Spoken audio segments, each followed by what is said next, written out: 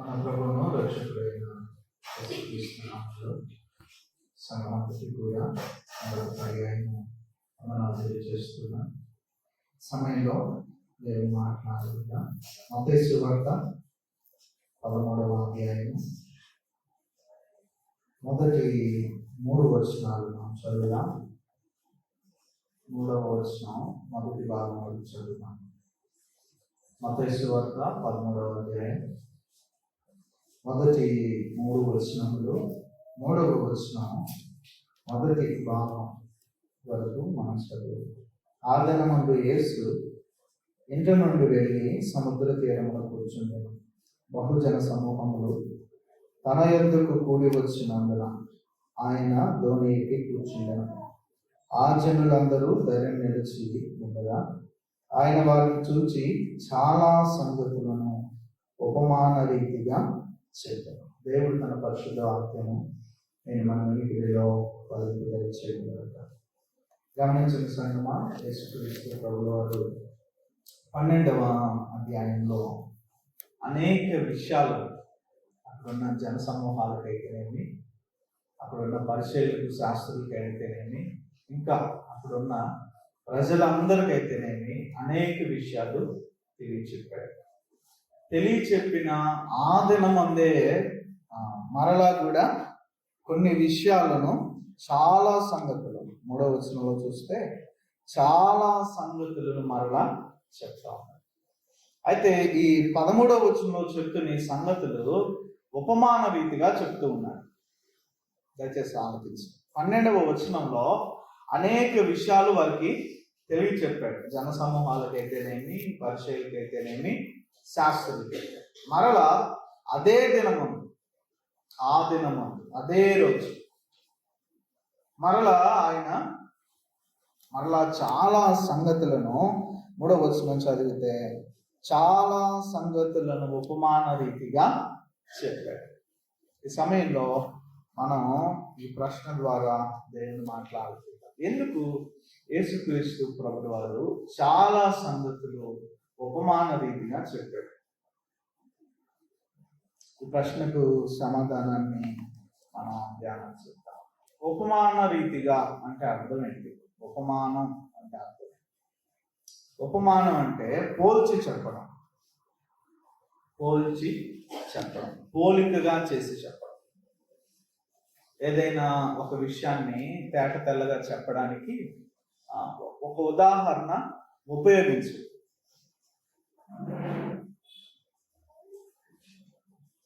ఏదైనా ఒక గుణాన్ని చెప్పాలన్నప్పుడు ఏదొక వస్తువును, ఏదొక విషయాన్ని చూపించి చెప్పడం జరుగుతాం. అందుకే ఈ తెలుగు టెక్స్ట్ బుక్స్ లో మనం చూస్తాం, చిన్నపిల్లలకు సంబంధించి చిన్నపిల్లలు అందంగా ఉన్న విషయాన్ని చెప్పడానికి వాటిని దేంతో పోల్చి చెప్తారంటే చందమామను పోల్చి చెప్తారు. చందమామ లాంటి చిన్నపిల్లవాడు అంటే చందమామలాగా అందంగా ఉన్నాడు లేదా అందంగా ఉన్నది చిన్న అమ్మాయి అని చెప్పడానికి ఆ ఉపయోగించే ఆ పోలిక ఉపమానం అనే మాట. సో పోల్చి చెప్పేది, అర్థం అవ్వడానికి పోల్చి చెప్పేది. అందుకే చూడండి ఇక్కడ ఏం చెప్తా ఉన్నాడు యేసుక్రీస్తు. 11వ వచనం చూడండి. పరలోక రాజ్య మర్మములు ఎరుగుట మీకు అనుగ్రహింపబడినది కానీ వారికి అనుగ్రహింపబడదు. సో ఇక్కడ యేసుక్రీస్తు ఏమి ఉపమానం చేస్తా ఉన్నాడు, ఏమి ఉపమాన రీతిగా చెప్తూ ఉన్నాడు, ఏమి పోలుస్తూ ఉన్నాడు అంటే పరలోక రాజ్య మర్మాలను గురించి, భౌతిక సంబంధమైన విషయాలను పోల్చి చెప్తాం. సో పోల్చి చెప్పడం, ఉపమాన రీతిగా చెప్పడం అంటే పోలికగా చేసి చెప్పడం. యేసుక్రీస్తు ఏ విషయాన్ని పోలికగా చేసుకుని చెప్తా ఉన్నాడు, ఏ విషయాలను చెప్పాలనుకుని పోలికలు చేస్తా ఉన్నాడు అంటే ఏ విషయాలని? పరలోక రాజ్యంకు సంబంధించిన మర్మాలను. ఏ విషయాలతో పోల్చి చెప్తా ఉన్నాడంటే మనకు చాలా తెలుసు ఉపమానాలు ఆయన చెప్పినవి. అవన్నీ కూడా దేనికి సంబంధించినవి? ఈ లోక సంబంధమైన వాటిలో ఆ విత్తనాలకు సంబంధించిన ఉపమానం మనందరికి బాగా తెలుసు. సో విత్తనాలు అనే పోలికలో దేనికి సంబంధించినవి? ఈ భూలోక సంబంధమైన విషయాలు, వస్తువులకు సంబంధించి. సో ఈ భూలోక సంబంధమైనటువంటి విషయాలను ఉపయోగించుకుంటూ పరలోక సంబంధమైన విషయాలను చెప్తా ఉన్నాడు. అంటే ఇక్కడ పరలోక రాజ్య మర్మాలను తెలియచెప్పడానికి భూలోక సంబంధమైన విషయాలను ఉపయోగించుకుంటుంది. అదే ఇక్కడ యేసుక్రీస్తు ఉపయోగిస్తున్న ఉపమానాలు. మొదటి మాటకు అర్థం చూద్దాం. ఉపమాన అంటే ఏంటి? ఉపమాన రీతిగా చెప్పడం అంటే ఒక విషయాన్ని అర్థమయ్యే రీతిలో వేరొక విషయంతో పోల్చి చెప్పడం. ఇక్కడ యేసుక్రీస్తు ప్రభువారు పరలోక రాజ్య మర్మములు అనే విషయం అర్థం కావడం కోసం భూలోక సంబంధమైన విషయాలను పోల్చి చెప్తాం. అది ఆయన ఉపమాన రీతిగా చెప్పడం. సో ఒక మాటలో ఉపమాన రీతిగా చెప్పడం అంటే అర్థం కాని విషయాలను అర్థమయ్యే రీతిలో కొన్ని విషయాలతో పోల్చి చెప్పడం. చూడండి, రెండవ సందర్భం నుంచి మన ధ్యానాన్ని కొనసాగుతాం. ఎందుకు యేసుక్రీస్తు ప్రభుల వారు ఉపమాన రీతిగా చాలా సంగతులు చెప్తా ఉన్నాడు? మనకు కలిగినట్టే ఈ ప్రశ్న శిష్యులకు కూడా కలిగిందే. ఎందుకని? 12వ వచనంలో చాలా విషయాలు చెప్పాడు. ఆ 12 అధ్యాయాలు, మత్తయి సువార్త ప్రకారం 12 అధ్యాయాల వరకు చాలా విషయాలు అప్పటికే చెప్పాడు. కొండ మీద ప్రసంగాలను 5వ అధ్యాయం నుంచి 7వ అధ్యాయం చివరి వరకు చెప్పాడు. 8వ అధ్యాయం నుంచి మరలా ఊరు గ్రామం తిరుగుతూ అనేక విషయాలు చెప్తా ఉన్నాడు. మరలా ఇప్పుడు చాలా సంగతులు ఉపమాన రీతిగా చెప్పడానికి పూనుకున్నాడు. మనకు కలిగినట్టే శిష్యులకు కూడా ఈ ప్రశ్న కలిగింది. 10వ వచనం చూడండి. శిష్యులు వచ్చి, నీవు ఉపమాన రీతిగా ఎందుకు వారితో మాట్లాడుచున్నావని ఆయనను అడగగా. సో ఈ సమయంలో రెండవ విషయం, ఎందుకు ఉపమాన రీతిగా యేసుక్రీస్తు మాట్లాడుతాం? చూడండి, స్పష్టమైన సమాధానం 11వ వచనంలో, పరలోక రాజ్య మర్మములు ఎరుగుట మీకు అనుగ్రహింపబడి ఉన్నది కానీ వారికి అనుగ్రహింపబడలేదు. ఉన్న శిష్యులకు, క్రీస్తును వెంబడిస్తున్న వారికి, క్రీస్తును అనుసరిస్తూ జీవిస్తున్న వారికి పరలోకమును గురించినటువంటి మాటలు, పరలోకమును గురించినటువంటి తెలియనటువంటి విషయాలు తెలపబడ్డాయి, గ్రహించుకున్నారు. కానీ అక్కడికి వచ్చిన జన సమూహాలకు ఆ విషయాలు తెలియదు, ఆ విషయాలు వారికి అందించబడలేదు. ప్రభు అందుకే వారికి అర్థమయ్యేలా ఉపమాన రీతిగా పరలోక రాజ్య విషయాలను తెలుపుతూ ఉన్నాడు. సో ఎందుకు ఉపమాన రీతిగా యేసుక్రీస్తు వారికి అనేక విషయాలు చెప్తూ ఉన్నాడంటే వారికి పరలోక రాజ్యం గురించిన విషయాలు బయలుపడ్డాయి. సంగమా, బాగా ఆలోచన చేయండి. ఎందుకు ఉపమాన రీతిగా బోధించడం?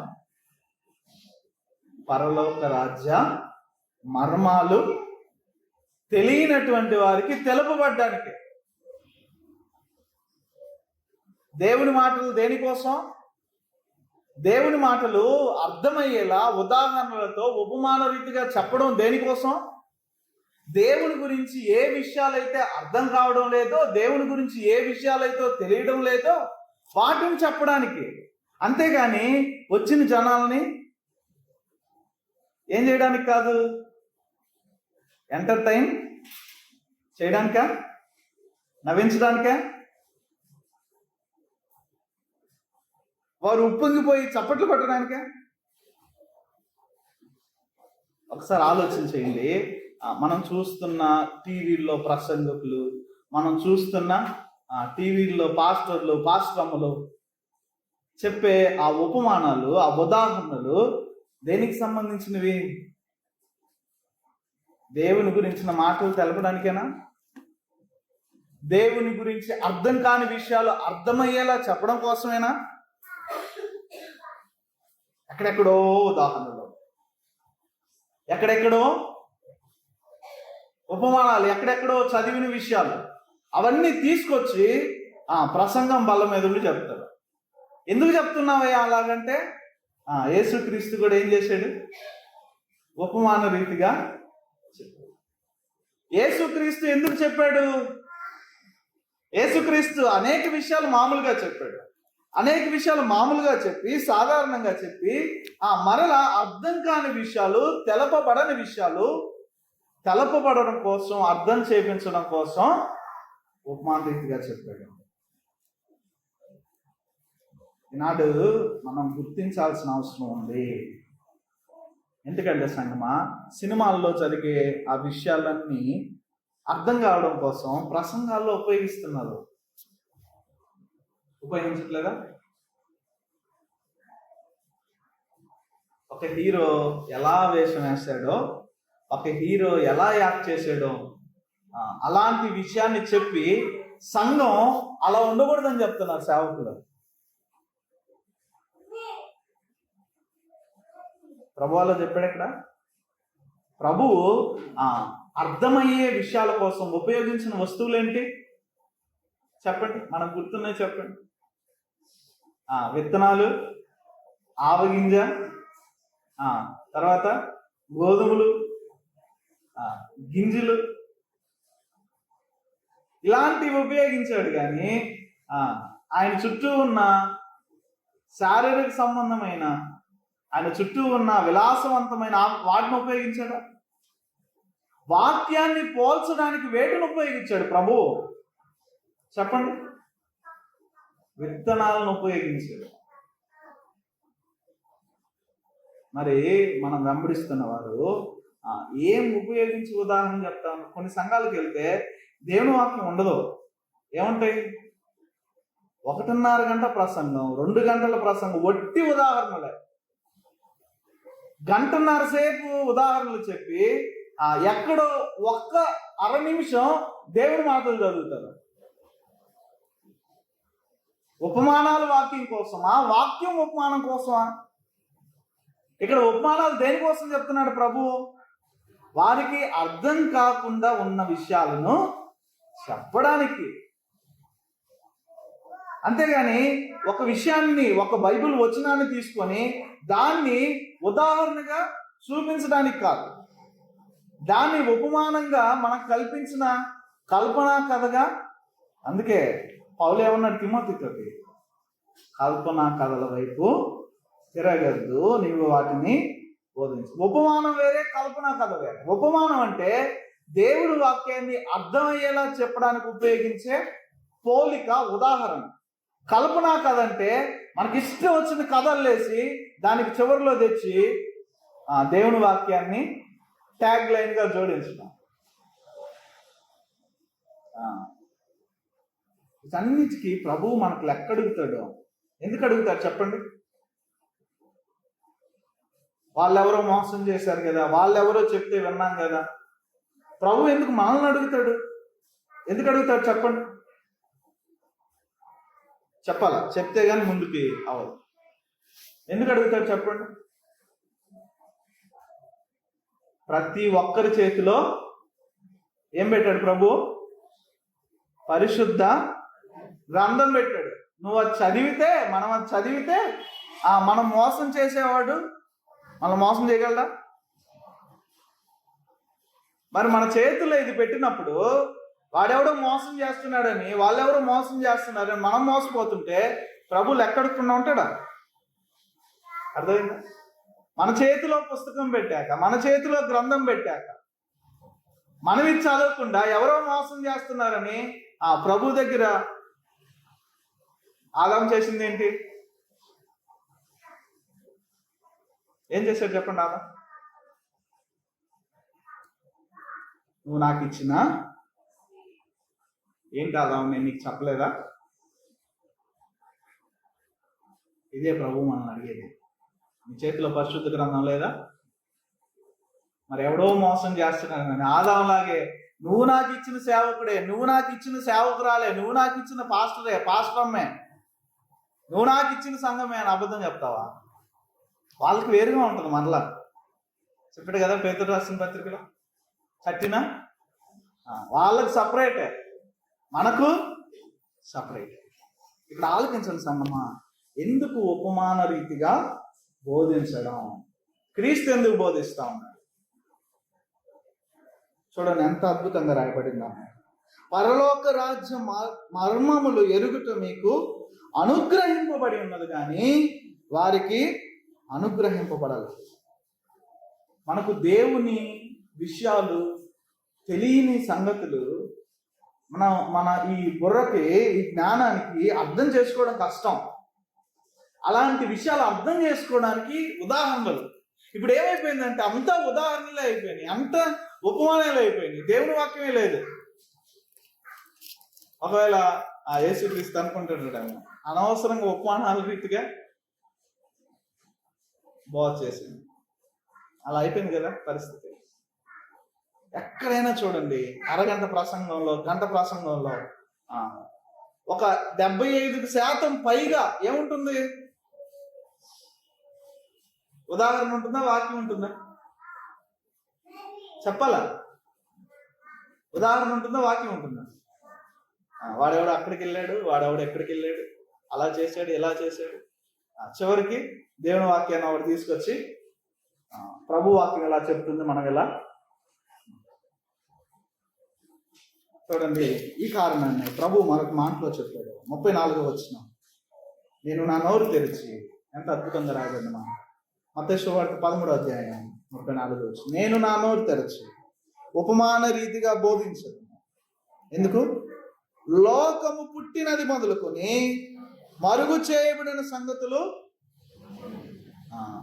13వ అధ్యాయం మత్తయి సువార్త 34వ వచనం, లోకం పుట్టినది మొదలుకొని మరుగుపడు చేయబడిన సంగతులు. దేవుడు ఏ సంగతులైతే మరుగు చేశాడో, ఏ సంగతులైతే తెలియ చెప్పలేదు, ఏ సంగతులైతే దాచిపెట్టాడో వాటన్నిటిని చెప్పడానికి క్రీస్తు ఉపమానాలు చెప్పాడు. ఇక్కడ సమస్య ఏంటంటే చెప్పింది ఎవరు? క్రీస్తు చెప్పేశాడు. మరలా ఇప్పుడు మనం కొత్తగా బైబిల్ చెప్పాలా? ఏం చేయాలి? మనం ఉన్న బైబిల్ని పాటిస్తే చాలు, ఉన్న ఉపమానాలను అర్థం చేసుకుంటే చాలు, ఉన్న ఉపమానాల గురించిన ఆ మర్మాలు, తెలియని విషయాలు ఏంటో అర్థం చేసుకుంటే చాలు. మనం మరలా కొత్త ఉపమానాలు సృష్టించవచ్చా? సృష్టించాలా? అవసరం ఉందా? అవసరం. ఇంత స్పష్టంగా మన చేతుల్లో తెలుగు బైబిల్ ఉంది కదా, ఇంత స్పష్టంగా మన చేతుల్లో మనకు వచ్చిన భాష కలిగిన బైబిల్ ఉంది కదా, మళ్ళా కథలు అవసరమా?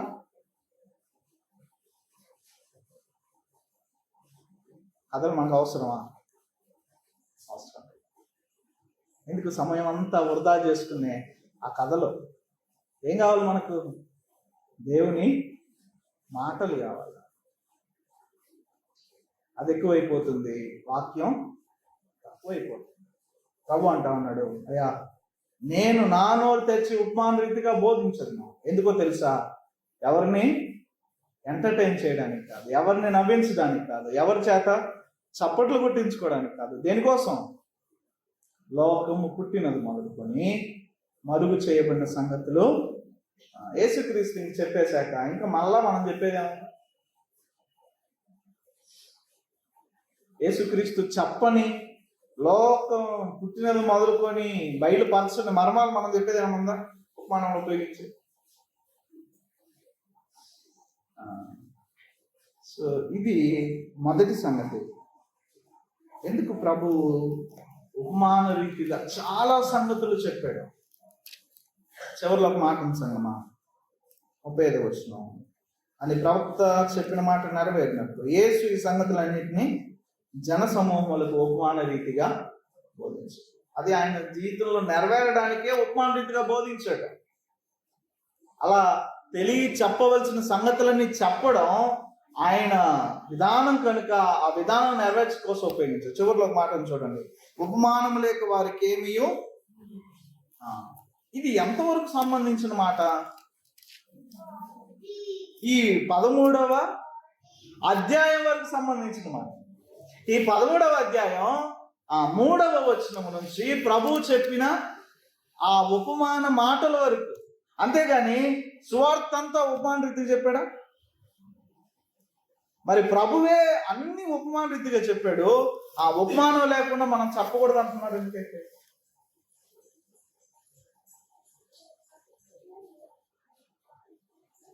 కొండ మీద ప్రసంగం ఉపమాన రీతికి చెప్పాడా? ఆత్మ విషయమై దీనులైన వార్తలు దానికి ఏం ఉపమానం ఉపయోగించాడా? ఈ 13వ అధ్యాయంలో ఆయన ఏ విషయాలైతే చెప్పాడో అవే ఉపమాన రీతిగా చెప్పాడు. ఇంక మరికొన్ని విషయాలు చెప్పాడు. అంతేగాని చెప్పిన సంగతులన్నీ కాదు. దయచేసి గమనిద్దాం. ప్రభు ఉపమాన రీతిగా చెప్పడానికి కారణం ఉందే. అదేంటంటే ఆయన మరుగుపరిచిన విషయాలు తెలియచెప్పడం కోసం. వాటిలో ఒక సంగతి ఏంటంటే పరలోక రాజ్యం గురించిన సంగతి. లోకం పుట్టినది మొదలుకొని మరుగు చేయబడిన విషయాలు చెప్పడం కోసం. వాటిలో ఈ 13వ అధ్యాయంలో చెప్తున్న ఆ దాచబడిన విషయం ఏంటంటే పరలోక రాజ్య సంగతిని గురించిన విషయం. ఒక మాట మనం చదువుతాం. పరలోక రాజ్య మర్మములు ఎరుగుట 11వ వచనం. మీకు అనుగ్రహింపబడినది కానీ వారికి అనుగ్రహింపబడలేదు. మరొక మాట 12వ వచనం. కలిగిన వానికి ఇయ్యబడును, వానికి సమృద్ధి కలుగు. లేని వానికి కలిగినది వాని యొద్ద నుండి తీసివేయబడును. మరియు వారు చూచుచుండియో చూడరు, వినుచుండియో వినకయు గ్రహింపకయున్నారు.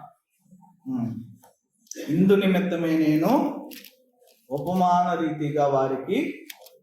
ఇది అసలు కాదు. ఆయన ఎందుకు ఆ మర్మములను బోధించడం, ఎందుకు లోకం పుట్టినటువంటి విషయాలను, లోకం పుట్టినది మొదలుకొని ఇప్పటి వరకు బయలుపరచబడిన విషయాలు బయలుపరచబడే ఆ స్థితిలో ఉపమాన రీతిగా బోధించడం దేనికోసం అంటే 2 సంగతులు ఉన్నాయి సంగమా. ఒకటి, ఏం చేస్తున్నారంట? చూచుచుండియో. ఎలా ఉన్నారు? అదేంటది? చూస్తా మళ్ళా చూడకపోవడం ఏంటి? ఈ మాట మనం చాలా లోతుగా ఆలోచన చేయాలి. చూచుచుండియో ఎలా ఉన్నారు? చూడకున్నారు. అంటే అర్థం చూస్తున్నారు కానీ చూపు ఎక్కడ లేదు, ఎక్కడ లేదు, అక్కడ లేదు. అంటే లిటరల్ గా అంటే కను దృష్టి అక్కడే ఉంది. ఈ మాట ఎలా అర్థమవుతుందంటే చాలాసార్లు మనం ఏమన్నా చూస్తూ ఉన్నప్పుడు ఎవరైనా మనకు రే చూస్తున్నావా అని చెప్పినప్పుడు మనం అలాగే చూస్తున్నారని చెప్పినాక తర్వాత ఏం చూసేవారు అని అడిగితే ఏమో తెలియదంటే ఎలా ఉంటుంది? అర్థం అన్నమాట. అర్థమైందా? అంటే కళ్ళతో చూడటం జరుగుతుంది కానీ మనస్సు అక్కడ లేదు. అంటే ఏం చూస్తున్నాం అన్న దాని మీద చూపు లేదు. ఆ మాట చూడండి, ఆ మాటతో అర్థమవుతుంది. తర్వాత ఇంకో మాట ఏముంది? వినుచుండియో వినక. ఈ మాటతో కొంచెం అర్థమైపోతుంది. చాలాసార్లు ఎవరేమన్నా మనకు చెప్తా ఉంటే వింటున్నావా అని ప్రశ్న వేసినప్పుడు ఏమంటాం? వింటున్నా అంటాం. కానీ తిరిగి చెప్పరంటే ఎందుకు చెప్పలేదంటే వినలా. మరి ఇందాక విన్నావు కదరా, విన్నానని చెప్పావు కదా. అర్థమైందా? అంటే ఓరక చూడడం కానీ నిజంగా చూడడం కాదు, ఓరక వినడం కానీ నిజంగా వినడం కాదు. ఈ మాట అర్థం చేసుకోవాలి. ఒట్టిగా చూడడమే నిజంగా చూస్తున్న స్థితి. ఒట్టిగా ఓరక ఏదో చెవి పెట్టేశాం కానీ నిజంగా వింటున్న స్థితి కాదు. ఎందుకు ఉపమాన రీతిగా ఆయన లోకం పుట్టినది మొదలుకొని బయలుపరచని విషయాలు, పరలోక రాజ్యం గురించిన విషయాలు ఎందుకు బోధించాడంటే వారు వింటూ కూడా విననట్టుగానే ఉన్నారు. తర్వాత చూస్తూ కూడా చూడనట్టుగానే. అంటే వాళ్ళ జీవితాల్లో ఏం లేదు, మార్పు లేదు. దానికి ఒక మాట ఉపయోగించాడు యేసుక్రీస్తు ప్రభువు. చూడండి, వినుచుండి వినక గ్రహింపకున్నారు. ఇది అసలు అర్థం. అంటే చూస్తూ కూడా చూడట్లేదు, వింటూ కూడా వినకి ఉన్నారు అంటే అర్థం ఏంటంటే గ్రహించటం లేదు, అంటే దృష్టి దాని మీద లేదు. అంతే కదా, చాలాసార్లు మనం చూస్తూ ఉంటాం కానీ ఏం చూసామో అంటే దాని అర్థం ఏంటి, చూసాం కానీ చూడలేదు. కానీ చాలాసార్లు వింటా ఉంటాం, ఏం విన్నామో చెప్పలేము. అంటే అర్థం ఏంటి, విన్నాం కానీ ఏం విన్నామో అంటే గ్రహించలేదని అర్థం. చూస్తున్నాం కానీ చూడలేదంటే, వింటున్నాం కానీ వినలేదంటే అర్థం గ్రహించదా. అంటే బాగా అర్థం చేసుకోండి సంగమా, యేసుక్రీస్తు ఉపమాన రీతిగా బోధించడానికి కారణం ఏంటంటే వారు గ్రహించడానికి. ఇది అసలు సంగతి. దేవుని మాటలు గ్రహించడం. జనసమూహములు వెంబడిస్తూనే ఉన్నారు ఆయన్ని. ఆయన ఎక్కడ ఖాళీగా ఉంటే అక్కడ ఆయన మాటలు వినడానికి వెంబడింపు చేస్తూనే ఉన్నారు. కానీ వారు ఏం చేయట్లా, గ్రహించట్లా. ఇలా నీ జీవితాలు నా జీవితాలు కూడా ఈ పరీక్ష వేసుకోవాల్సిందే. ఎన్ని రోజుల నుంచి దేవుని మాటలు వింటా ఉన్నాం, వచ్చేసాయి కదా, ఇంకొక 10 రోజులు అయిపోతే 40 రోజులు కూడా అయిపోతాయి. ఈ 30 రోజుల్లో వినియు వినకున్నావా, చూసినా చూడకున్నావా, అంటే గ్రహింపుకున్నావా? మన జీవితాల్లో ఏం లేదు. ఈ ఉపమానాలకు సంబంధించిన అర్థం మన జీవితాల్లో అంటే నిష్ప్రయోజనం. అంటే ప్రభు ఉపమాన రీతిగా ఎందుకు చెప్పాడో అది మన జీవితాల్లో ఫలింపు కావడం లేదు. ప్రభు మన జీవితాల్లో దేవుని మాటలు అందిస్తున్నా, అర్థమయ్యేలా జ్ఞాపకం చేస్తున్నా, గ్రహించేలా జ్ఞాపకం చేస్తున్నా, మనం గ్రహించకుండానే ఉన్నాం, జీవితాలు మార్చుకోకుండానే ఉన్నాం. ఆలకించండి సంగమా, ఉపమాన రీతిగా బోధించడానికి కారణం దేవుని మాటలు అర్థం చేసుకోవడానికి, గ్రహించడానికి. గ్రహించని వారు గ్రహించడానికి, అర్థం చేసుకొని వారు అర్థం చేసుకోవడానికి, తెలుసుకొని వారు తెలుసుకోవడానికి. ఉపమాన రీతిగా చెప్పినా నీకు అర్థం చేసుకోకపోతే ఆయన ఏం చేస్తాడు? ఏమైనా చేయగలరా? అర్థమైంది ఏమంట? సాధారణంగా బోధించినప్పుడు అర్థం కానప్పుడు ఉపమాన రీతిగా బోధించాడు అర్థం కావడానికి. ఉపమాన రీతిగా చెప్పినా కూడా వినకయు, చూస్తూ కూడా చూడకయు, గ్రహించకుండా ఉంటే ఆయన మాత్రం ఏం చేస్తాడు? ఆయన ఒకటి చేస్తాడు. ఏం చేస్తాడో తెలుసా? చూడండి 12వ వచనం. కలిగిన వానికే ఇయ్యబడుతుంది, వానికి సమృద్ధి కలుగుతుంది, లేని వానికి కలిగినది. ఇది మన జీవితాల్లో, మన ఆధ్యాత్మిక జీవితం నాశనం అయిపోతుంది, మన ఆధ్యాత్మిక జీవితం కుంటుబడిపోతుంది, మన ఆధ్యాత్మిక జీవితం ఏమాత్రం ఫలించదు, ఎండిపోయిన స్థితిలో ఉంటుంది. దీనికి కారణం ఏంటంటే దేవుని మాటలు వింటూ కూడా విననట్టుగా ఉంటే, చూస్తూ కూడా చూడనట్టుగా ఉంటే, గ్రహిస్తూ కూడా గ్రహించినట్టుగా ఉంటే, మన జీవితాలను మార్చుకోకుండా ఉంటే దేవుడు ఏం చేస్తాడు? మన జీవితాలకు తన మాటలు అందించకపోగా మనకు కలిగిన ఈ మాటలు ఎవరికి ఇస్తాడు? లేని వారికి ఇస్తాడు. ఒకవేళ మనం ఆయన మాటలను బట్టి, ఆయన మాట్లాడుతున్న ప్రతి దినమును గురించిన విషయాలను బట్టి మన జీవితాలు గ్రహిస్తూ నిజంగానే వింటూ నిజంగానే ఆలకిస్తూ ఉంటే ఆయన ఏం చేస్తాడు? మరలా తన మాటలను మనకు నింపుతాడు. అక్కడ ఉన్న మాట ఏంటంటే సమృద్ధి కలిగిస్తాడు. కొద్ది మాటలు దేవుడు దీవించింది కదా, కళ్ళ ఉంచుదాం, ప్రార్థన చేసుకుందాం. వెనకయు వింటూ నువ్వు వెనకయు ఉన్నావా? చూస్తూ కూడా చూడకున్నావా? గ్రహింపుల స్థితిలో ఉన్నావు.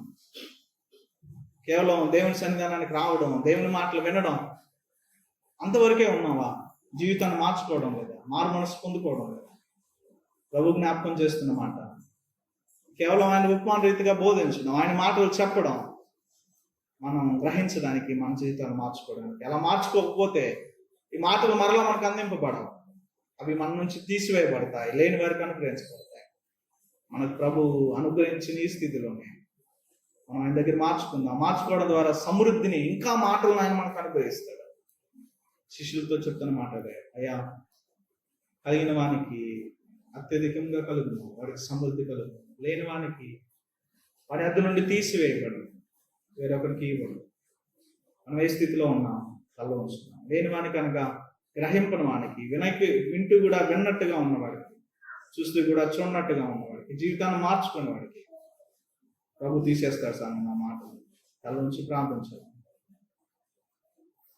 దేవుడు మనం చదువుతున్నప్పుడు, మనం మాటలు వింటున్నప్పుడు, మనతో మాట్లాడుతున్న ప్రతి మాటను బట్టి మన జీవితాలను సరి చేసుకోవాలి, క్రమపరచుకోవాలి. లేకపోతే దేవుని వాక్యం మన ఎదురు నుంచి వెళ్ళిపోతుంది, మనకు అది అందింపబడదు. అది లేక చాలా మంది తన జీవితాలను నాశనం చేసుకుంటారు. ప్రభు అయితే మనకు అనుగ్రహిస్తాం, మన జీవితాలు మార్చుకుంటాం. కళ్ళు ఉంచుతాం, ప్రార్థన చేద్దాం. ప్రభు నీ ఉపమాన రీతిగా బోధించడు, నీ నోరు తెరచి బోధించడు మా కోసం, మా జీవితాన్ని మార్చుకోవడం కోసం, గ్రహించడం కోసం. ఏదో ప్రభు నామకార్థంగా చూస్తున్నాం, నామకార్థంగా వింటున్నాం, నామకార్థంగా గ్రహిస్తున్నట్టుగా ఉన్నాం, కానీ నిజంగా వినట్లేదు ప్రభు, నిజంగా గ్రహించడం లేదు, నిజంగా చూడడం లేదు. ప్రభు నేను బోధిస్తుంది అందుకేనని ఆ మాటలు సర్చ్ చేయమని కాదు, ప్రభు సహాయం అడుగుతాం.